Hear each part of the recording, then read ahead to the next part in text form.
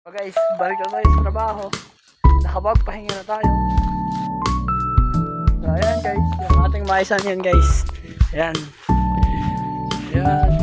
Gubot na gubot yan guys. Oh, ang kagandahan kasi guys, pagka mainit,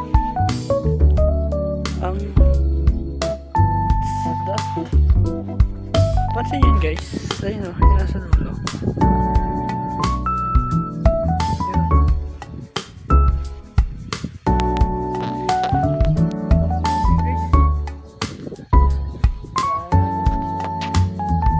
Kagandahan kasi guys sa gantong lawad, pag naulanan, so basang-basa sila. Yan. Tapos pagka mainit, isa sa mga vitamina kasi ng halaman natin yung init. So, yun. Ito, magbalik tayo doon, maghuhukay tayo, tapos after natin maghukay, para naman, hanap tayo ng mga gagawin. Ay, meron pa pala. After natin yung mahakot yung mga kawayan, atin siyang itong ganto, titigdigin natin yan guys, para tumayo ng ayos yung kawayan. So, pakita ko sa inyo guys.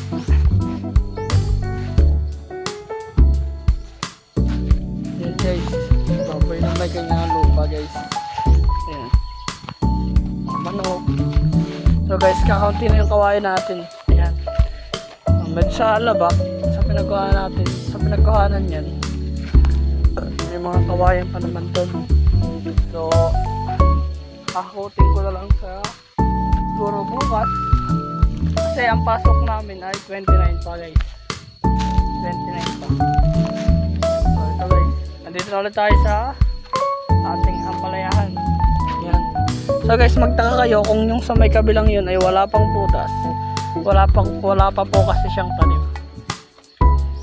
So, ayan, tulad nito guys. Dinekdik na natin yan. Matibay na yan guys.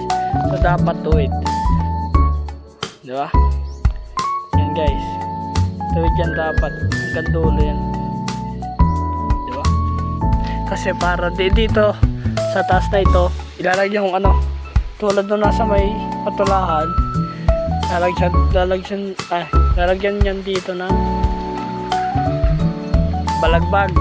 So yung pinakapatibay ng mga para pag gumapang na yung ampalaya natin, ayos yung pinaka taas nila. Pag namunga, hindi lulundo, Tagalog lundo, o bumaba yung bunga. Ayan guys, ito yung ating pandagdag guys.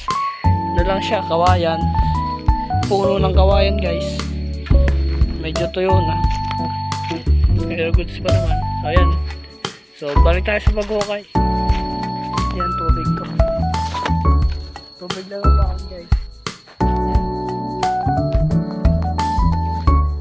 Medyo mainit na sa atin.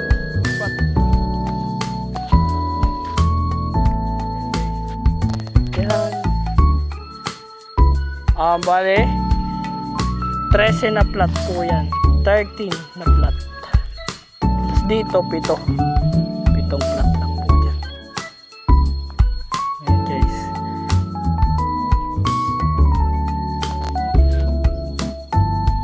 So guys, balitaan ko na lang kayo pag natapos na lahat at nahakot ako ng kawayan.